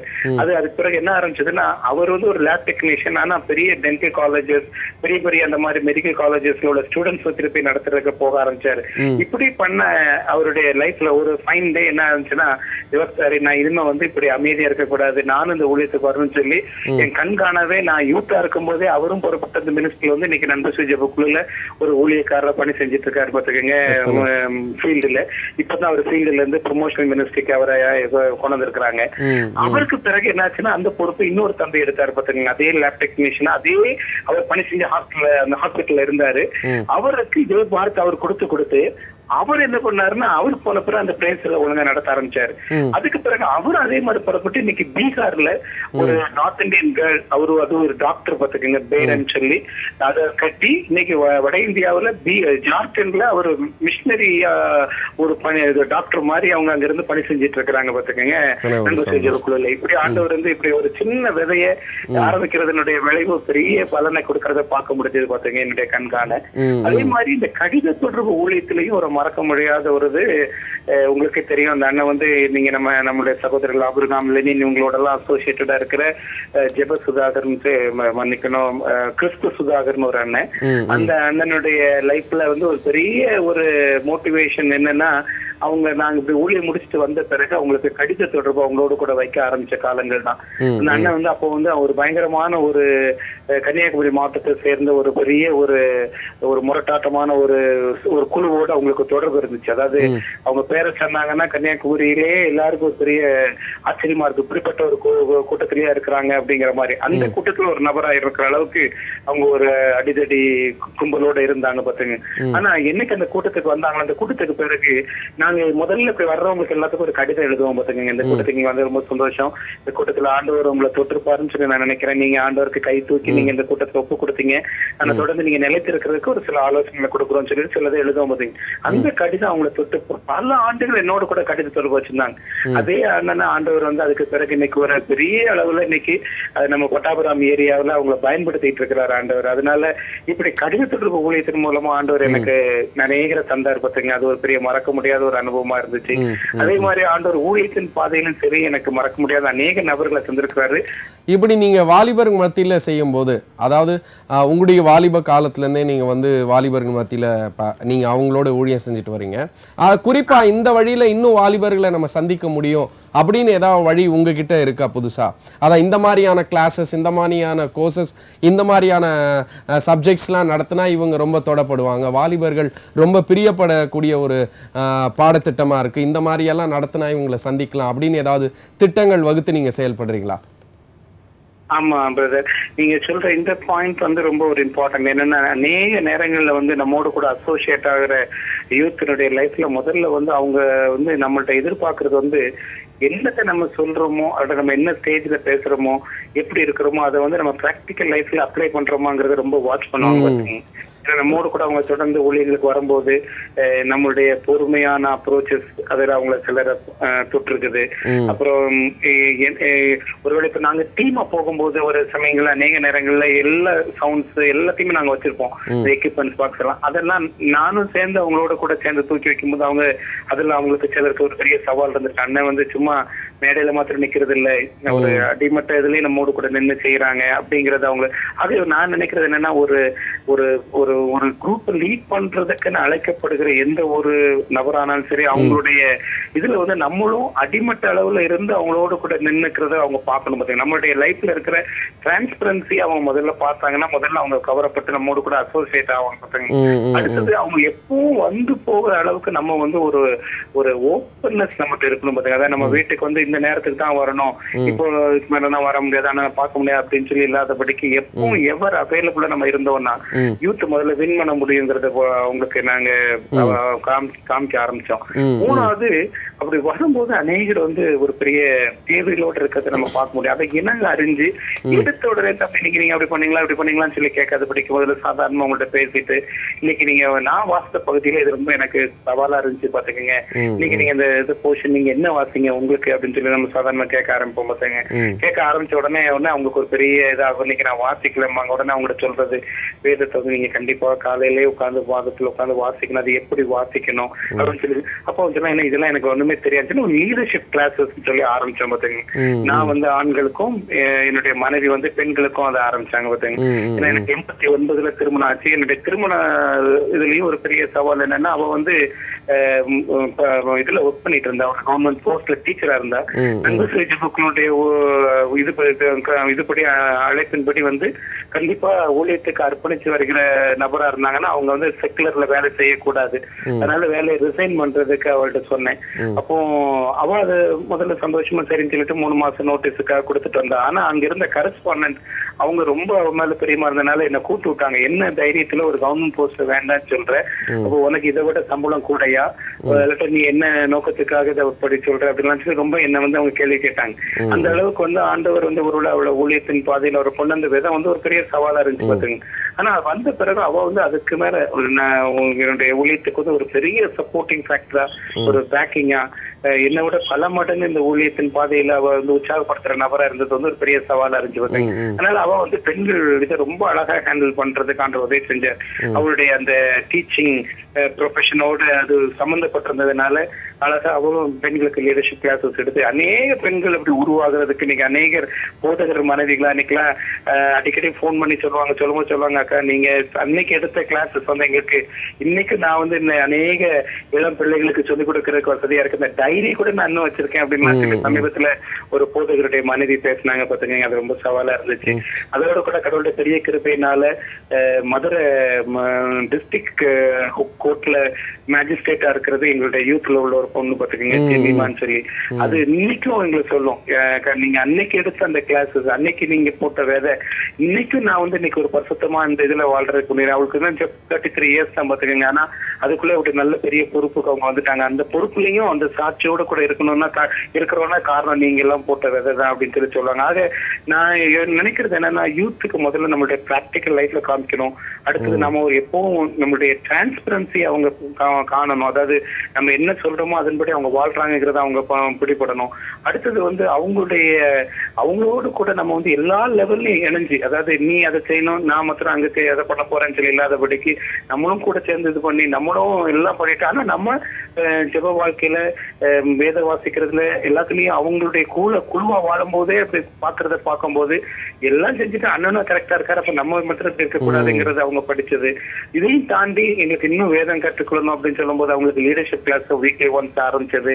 இந்த மாதிரி காரியங்கள் வந்து ஒரு யூத் மினிஸ்ட்ரியில வந்து ஒரு சரியான மோல்ட் ஆகிற ஒரு இளைஞர்களை உருவாக்குறதுக்கு ஒரு வசதியாக நான் பாக்குறேன். பிரதர் இமான், அதை இப்போ யூத் அப்படின்னு சொன்னாலே எதையாவது ஒண்ணு செய்ய நினைச்சாங்கன்னா என்னைக்குமே அவங்க செய்ய நினைக்கிறதுல வந்து பின்வாங்க மாட்டாங்க. இன்னொன்னு யூத்ன்னு சொல்லும் போது என்னன்னா எதுக்கும் பயப்படாத ஒரு வாலிப வயசுன்னு சொல்லுவாங்க. அதே மாதிரி யூத்துன்னு பார்த்தா பல விதத்துல அடிக்ஷன்ல நிறைய பேர் இருக்கிறாங்க. அந்த மாதிரி யூத்தோடைய ஸ்டாட்டிஸ்டிக்ஸ் ஏதாவது உங்ககிட்ட இருக்கா? அதாவது தொகை இந்த மாதிரியான குரூப் இவ்வளோ யூத்ஸ் வந்து இன்னைக்கு இந்த மாதிரியான இதில் சிக்கி இருக்கிறாங்க, இந்த தமிழ்நாடுடைய ஸ்டாட்டிஸ்டிக்ஸ் இது, இந்தியன் லெவலில் இந்த மாதிரி ஏதாவது உங்ககிட்ட ஸ்டாட்டிஸ்டிக்ஸ் இருக்கா? இப்ப என்கிட்ட வந்து இது எல்லாமே வச்சிருந்தேன் பார்த்துக்கங்க. ஆனா நான் இப்போ ஒரு 3 இயர்ஸா யூத் டிபார்ட்மெண்ட் இதுல இருந்து எனக்கு வந்து ஏக்கம் வந்து என்ன வந்து ப்ரொமோஷனல் சைடு கொண்டு போனனால அந்த ஸ்டாட்டிஸ்டிக்ஸை நான் வந்து இப்போ ரொம்ப கையிலே வைக்கல பார்த்துக்கங்க. நீங்க கேட்டதுனால ஒருவேளை நான் வந்து எனக்கு ரொம்ப உங்களுக்கு துல்லியமா கொடுக்க முடியாட்டா கூட ஓரளவு நீங்க ஓரளவுக்கு நான் சொல்ல முடியும் பாத்துக்கங்க. ஏன்னா இன்னைக்கு வந்து ஆல்மோஸ்ட் நம்மளுடைய யூத்ங்கிற இந்த இது வந்து ஒரு 70% ஆஃப் த இந்தியன் பாப்புலேஷன் வந்து யூத்தா இருக்கிற ஒரு பெரிய யூத்ஃபுல் கண்ட்ரி நம்ம கையில வச்சிருக்கிறோம். அப்படிப்பட்ட ஒரு பெரிய யூத்ஃபுல் கண்ட்ரில இன்னைக்கு அநேகருடைய லைஃப் வந்து அப்படிப்பட்ட மாடல்ல இல்ல பாத்துங்க. அநேகருடைய இது வந்து பெரிய அடிக்ஷன்ஸ்ல மாட்டி இருக்கு. நிறைய பேர் வந்து லிக்கர் அடிக்ஷன்ஸ்ல இருக்காங்க, இல்லாட்ட ஏதாவது ஒரு போதைப் பொருள் அடிக்ஷன்ஸ்ல மாட்டி இருக்கிறாங்க பாத்துங்க. இதுல எனக்கு சில புள்ளி விவரம் சொல்லி பாத்தீங்கன்னா இப்ப சமீபத்துல இந்த வெப்சைட்ஸ் வியூவர்ஸ் இருக்காங்க பாத்தீங்களா, அதுல வந்து இந்த போர்னோகிராபி வெப்சைட்ஸ் பாக்குறதுல உலகத்திலேயே இந்தியன் யூத்துடைய அளவுதான் கூட இருக்குன்னு சொல்லி இந்தியா டுடேல நான் வாசித்தேன் பாத்துங்க. அதாவது இந்த செக்ஸ் வெப்சைட்ஸ் ஆபாச படங்களை பாக்குறதுல பார்க்க போற வெப்சைட் அந்த வலைத்தளத்துல பார்க்கறதுல இந்தியன் இதுலதான் அதிகமா பாக்குறாங்க, இந்தியன் யூத் அதிகமா இருக்கிறாங்க அப்படிங்கறத அதுல போட்டிருந்தாங்க பாத்துங்க. அதே மாதிரி ஆபாச SMS MMS பாஸ் ஆன் பண்றதுலயும் நம்மளுடைய இந்திய இளைஞர்களை தான் அதிகமா சொல்றாங்க பாத்துக்கங்க. அதே மாதிரி இப்போ நம்ம சென்னையில எல்லாம் எடுத்துட்டீங்கன்னா இந்த சோசியல் வெப்சைட்ஸ் இருக்கு. அதாவது வந்து ஒரு இடத்துல நின்றுட்டு நமக்கு வழி தெரியாம எப்படி போகன்னு தெரியாம சொல்லி கேக்குறாங்க பாத்தீங்களா. அதுக்கு வந்து நிறைய சோசியல் அந்த நெட்வொர்க் இருக்கிறாங்க. அவங்க வந்து உங்களுக்கு இந்த இடத்துல இருந்தீங்கன்னா இப்படி போங்க அப்படி போங்க, இது நல்ல ஹோட்டல், இது நல்ல ஷாப்பிங் பிளேஸ் அப்படிலாம் சொல்ற சில ஏஜென்சிஸ் இருக்காங்க பாத்தீங்க. அந்த ஏஜென்சிஸ்ட வர்ற கால்ல அவங்க சொல்றாங்க எங்களுக்கு வர்றதுல கிட்டத்தட்ட 43% ஆஃப் த கால்ஸ் வந்து எங்க வந்து பெட் கிளப் இருக்குது, எங்க வந்து இந்த நைட் கிளப், இந்த மோசமான இந்த விலை மாதர்கள் இருக்கிறாங்க போறதுக்கு, இப்படிப்பட்ட கால்ஸ் வருது அப்படின்னு சொல்லி அவங்களும் அதுல பணி செய்கிற ஒரு தம்பி வந்து அவங்க நம்ம மினிஸ்ட்ரியோட அசோசியேட் ஆனவங்க, அவங்க சொல்லி அதை வருத்தப்பட்டு இருந்தாங்க. இப்படிப்பட்ட கால்ஸ் எல்லாம் கூலா வர்ற அளவுக்கு ஒரு காலகட்டத்துல நம்ம இருக்கிறோனே அப்படின்னு சொல்லி சொல்லிட்டு இருந்தாங்க. இப்படிப்பட்ட ஒரு பயங்கரமான ஒரு காலகட்டத்துலதான் நம்ம நம்மளுடைய இளைஞர்களுடைய காரியங்கள் போயிட்டு இருக்கிறத நம்ம பார்க்க முடியுது பாத்துக்கோங்க. ஆனா இமன் இப்ப உங்ககிட்ட பேசிட்டு இருக்கும் போதே, அதாவது உங்ககிட்ட ஏதாவது புது திட்டங்கள் இருக்கான இந்த வாலிபர்களை சந்திக்கணும்னா இந்த மாதிரியான அப்ரோச்ல வந்து புதுசா ஏதாவது இருந்தா சுருக்கமா ஏதாவது சொல்லுங்கண்ணே. ஒரு 3-4 வார்த்தை இந்த புது திட்டங்களை நம்ம வந்து முயற்சி செய்து பார்க்கலாம். அதாவது ஜெனரலைஸ்ட், அதாவது இப்ப நம்ம வந்து இயேசுன்னு டைரக்டா ஒரு வாலிபன் கிட்ட போய் ஒரு யாராவது செக்குலர் கிட்ட நீங்க சொன்னீங்கன்னு நினைச்சீங்களேன், அவங்க நம்மள வந்து வேற மாதிரி பாக்குறாங்க. இத மாதிரி இல்லாம ஜெனரலைஸ்டு திட்டங்கள் ஏதாவது உங்ககிட்ட இருக்கானே? அதாவது நீங்க சொல்றதுல வந்து எனக்கு நான் யோசிக்கும் போது நான் இருந்த நாட்கள்லயும் இப்ப இருக்கிற யூத் டிபார்ட்மெண்ட் அது ரொம்ப யோசிக்கிறது என்னன்னா, இளைஞர்களை சந்திக்கிறதுக்கு இன்னைக்கு வந்து அவங்களுடைய மாடர்ன் இது வந்து ஒண்ணு வந்து மியூசிக்ல வந்து இன்னைக்கு அநேக இளைஞர்களுக்கு ஒரு டேஸ்ட் இருக்குது. அநேகர் வந்து இந்த நல்ல மியூசிக் இது லவர்ஸா இருக்கிறதுனால அப்படிப்பட்ட ஒரு இசைக்குழு ஒண்ணு ஆரம்பிச்சு இப்போ நம்ம வந்து நார்மலா இப்ப வந்து நீங்க பாத்தீங்கன்னா கேம்பஸ் ஸ்கூல் சைட்ல அது ஒரு நல்ல டீமா செய்யறாங்க. ஹார்ட் பீட்னு சொல்லி வச்சு அவங்க நல்லா டீமா போய் காலேஜஸ் அங்கெல்லாம் மீட் பண்றாங்க. அது இதுல வந்து என்னன்னா வேற ஒண்ணுமே இல்ல, நல்ல பாடல்கள், முதல்ல இனிமையான இந்த காஸ்பல் சாங்ஸ் மாதிரி பாடல்களை நம்ம பாடும்போது பாடிட்டு அதுல இருக்கிற ஒரு நபர் எப்படி என்னுடைய வாழ்க்கையில இப்படி இந்த ஆண்டவரை நான் கண்டு கொண்டேன் அப்படிங்கறத சொல்லும் போது அது வந்து ரொம்ப ஒன்றும் பெரிய அளவுல ஸ்டேட்டை யாரையும் ஹிட் பண்றது இல்லை. ஏன்னா ஒரு நல்ல ஒரு சாங் பாடும்போது அது முதல்ல ஒரு மகிடிக்கு கட்டுப்படுற பாம்பு மாதிரி அவங்கள மாத்திடுது. அதனால ஆட்டோமேட்டிக்கா இவங்க சொல்ல வரும்போது இந்த அக்காவுடைய வாழ்க்கையில் இப்படி எல்லாம் நடந்து இவங்க மாறி இருக்கிறாங்களே. ஏன்னா நவோதயாங்கிற ஒரு டீமோட நானும் அசோசியேட்டடா இருந்தேன் பாத்துக்கங்க நண்பர் ஜெபக்குள்ள. அதுல நல்ல நல்ல டேலண்டட் மியூசிஷியன்ஸ் இருந்தாங்க, டேலண்டட் சிங்கர்ஸ் இருந்தாங்க. அதுல எல்லாம் அந்த அந்த அக்கா அவங்க பாடி முடிச்சுட்டு எப்படி நாங்க சாவுக்கு நேரா போயிட்டு இருந்த இந்த குடும்பத்தை ஒரு பாடல் எங்களை மாத்துச்சு அப்படின்னு சொல்லி அவங்களுடைய டெஸ்டிமனியை சொல்றதை நாங்க கேட்டுக்கோம் பாத்துக்கோங்க. அது எத்தனையோ காலேஜஸ் நாங்க பண்ணும்போது அப்படியே அவங்கள பின் ட்ராப் ஸ்டைலுக்கு அவங்கள தொட்டுறதை நாங்க பார்த்திருக்கோம். ஆக எனக்கு தெரிஞ்ச அளவுல மியூசிக் வந்து ஒரு நல்ல மீடியா அவங்கள வந்து அப்ரோச் பண்றது. செகண்ட் திங் வந்து இன்னைக்கு வந்து கடவுள் கிருபையில வந்து இன்னைக்கு நல்ல டேலண்டட் பிளேயர்ஸ் இன்னைக்கு நம்ம கிறிஸ்டியன் ஃபீல்ட்ல உருவாகிறதுக்கு ஆண்டவர் உதவி செஞ்சு வர்றாரு. அப்படிப்பட்ட நபர்கள் ஆண்டவரை ஏற்றுக்கொண்டவங்க ஒரு அகாடமி ஃபார்ம் பண்ணி இருக்கிறத நான் கேள்விப்பட்டேன். ரொம்ப சந்தோஷம். சமீபத்துல வந்து இந்த மாநில முகாம் சொல்லி நாங்க நடத்துற முகாம்ல வந்து அவங்க எல்லாம் வந்து அவங்களுடைய இதை காமிச்சு, அதாவது ஒரு ஃபுட்பால் பிளேயர் வந்து அவங்களுடைய இதை பாலை வச்சு எப்படி மேலெல்லாம் அதை உருட்டி எல்லாம் காமிச்சு கீழே விழாம அதை பண்ணிட்டு அந்த பாலை வச்சு நான் அப்படி ஸ்டேட் பிளேயரா இருக்கிறேன், நான் இப்போ இந்தியன் டீமுக்கு செலக்ட் ஆயிருக்கிறேன், ஆனா அது மத்தியில எப்படி நான் சாட்சியா இருக்கிறேன், அங்க இருக்கிற இது மத்தியில எப்படி நான் இருக்கிறேன்னு சொல்லி அவங்க சொல்லும் போது அது ஒரு பெரிய சவால் அவங்களுக்கு உருவாக்குது. பாத்தீங்க, நம்ம ஒரு இதுல இந்த மாதிரி ஃபீல்ட்லயும் நம்ம வாழ முடியும் போலயே அப்படின்னு சொல்லி அவங்களுக்கு இது பண்ணுச்சு. ஆக இந்த மாதிரி சில டேலண்டட் யூத், டேலண்டடா ஆண்டவருக்குன்னு இருக்கிறவங்க நம்ம கொஞ்சம் கொண்டு போய் நம்ம ப்ரொஃபஷனல் காலேஜஸ்க்கு நமக்கு இந்த மாதிரி இடங்கள்லயே போய் அதை வேற ஒண்ணும் இல்லாம அவங்களுடைய ஷோவை காமிச்சிட்டு அதை செஞ்சாங்கன்னா சொன்னாங்கன்னா அது கொஞ்சம் சேலஞ்சிங்கா இருக்கும், அவங்களுக்கு அது ஒரு வித்தியாசமான அணுகுமுறையா இருக்கும் அப்படின்னு சொல்லி நான் நினைக்கிறேன். பாத்துக்கங்க, அது ஒரு டீமா அவங்கள வந்து நம்ம கூட்டிட்டு போய் பல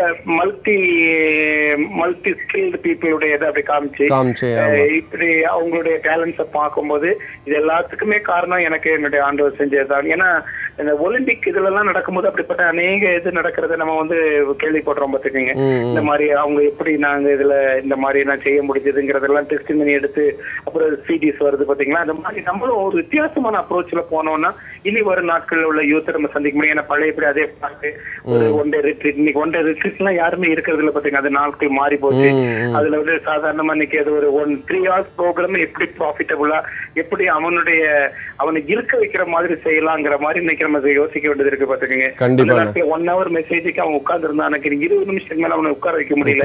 அப்ப அந்த 20 நிமிஷத்துக்குள்ள என்ன அவங்களுடைய மைண்ட் கேப்சர் பண்ற மாதிரி, அவங்களுடைய சிந்தைக்குள்ள போற மாதிரி, அவனை தொடர மாதிரி, அவனுடைய வாழ்க்கையை மாத்துற மாதிரி நம்ம காரியங்களை சொல்லணும் அப்படிங்கறதெல்லாம் இன்னைக்கு நம்ம வந்து ஒரு வித்தியாசமான அணுகுமுறைக்கு நம்ம போக வேண்டியது இருக்கு பாத்துக்கங்க. அதே சமயத்துல கலப்படம் இல்லாம அந்த சுவிசேஷத்தை நம்ம தெளிவா சொல்லதான் செய்யணும் பாத்துக்கங்க. அப்படிங்கும் போது ஆண்டவருடைய நாமும் கரெக்டா வயசை போடுங்கிறது என்னுடைய எதிர்பார்ப்பு. ஆனா அற்புதமான திட்டங்கள் எல்லாம் சொன்னீங்கன்னா, இதுவரைக்கும் நம்ம வந்து பல காரியங்கள் உங்களுடைய ஊழியத்தை அனுபவத்தை எல்லாம் எங்களுக்கு நீங்க சொல்லியிருக்கீங்கன்னா, இது நிச்சயமா அதாவது கேட்கிற ஒவ்வொருடைய நேருடைய இருதயத்திலையும் கண்டிப்பா இது பேசுன்ற நம்பிக்கை எங்களுக்கு இருக்கு. ஏன்னா உங்களுடைய அனுபவம் அந்த அளவுக்கு ஆண்டவருக்காக நீங்க பணி செஞ்சிருக்கிறீங்க. அது மாத்திரம் அல்ல, நம்ம இது வரைக்கும் நீங்க ஊழியத்துல எப்படி வாலிபர் மத்தியில செஞ்சீங்க, வாலிபர் மத்தியில இனி வரும் நாட்கள்ல எப்படியெல்லாம் செய்யலாம்னு சொல்லி எங்களோட நீங்க அழகா பேசுனீங்கன்னா ரொம்ப சந்தோஷம். இயேசுனுடைய நாம மகிமைப்படுவதாக. நன்றி. நான் உங்ககிட்ட பேசினது எங்களுக்கு ரொம்ப சந்தோஷம். ரொம்ப சந்தோஷம். நான் ஒரே ஒரு இது மாத்திரம் நான் உங்ககிட்ட சொல்லி முடிக்கணும்னு நினைச்சேன். சொல்லுங்க. இந்த லாஸ்ட் இயர் இந்த வேர்ல்ட் கப் ஃபுட்பால் மேட்சுக்கு முந்தின வேர்ல்ட் கப்ல தான் ஒரு டெஸ்டிமனி ஒண்ணு வந்து என்னுடைய சிந்தைக்குள்ள வந்துச்சு பாத்துக்கங்க. அது மாத்திரம் நான் உங்கள்கிட்ட சொல்லி முடிக்கிறேன். அது ஒருவேளை உங்களுக்கு யூஸ்ஃபுல்லா இருந்துச்சுன்னா நீங்க அதையும் யூஸ் பண்ணிக்கங்க. அதாவது என்னன்னா, ஜெர்மன் கோல் கீப்பரா இருந்த ஆலிவர் கான் அப்படிங்கிற ஒரு வேர்ல்ட் நம்பர் 1 கோல் கீப்பரா இருந்தார் பாத்துக்கங்க.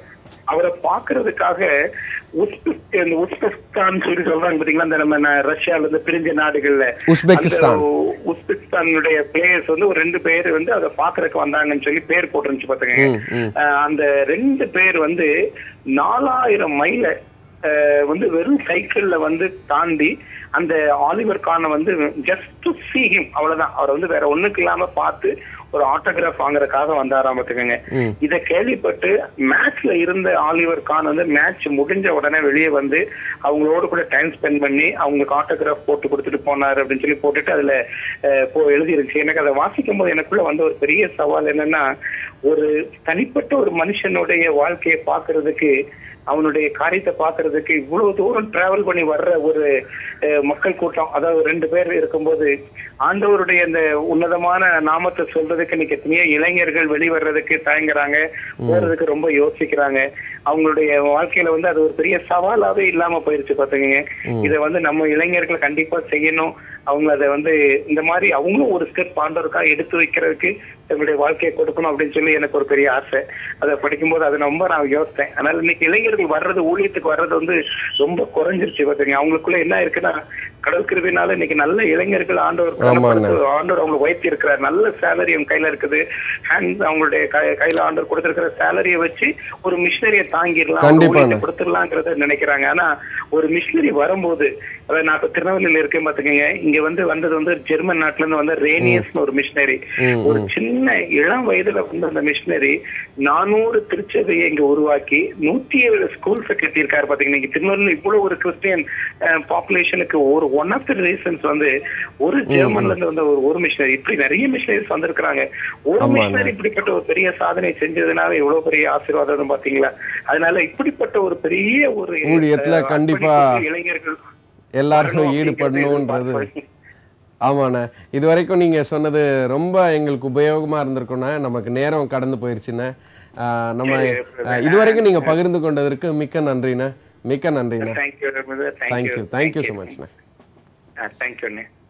நேயர்களே, இதுவரை நாம் பிரதர் இமானுட்ட பேசணும். இதை மாதிரி மீண்டும் இன்னொரு வித்தியாசமான மிஷினரியோட உங்களை சந்திக்கிறேன். அதுவரை உங்களிடமிருந்து விடைபெறுவது உங்கள் அபிமான ஜெபா. நன்றி, வணக்கம்.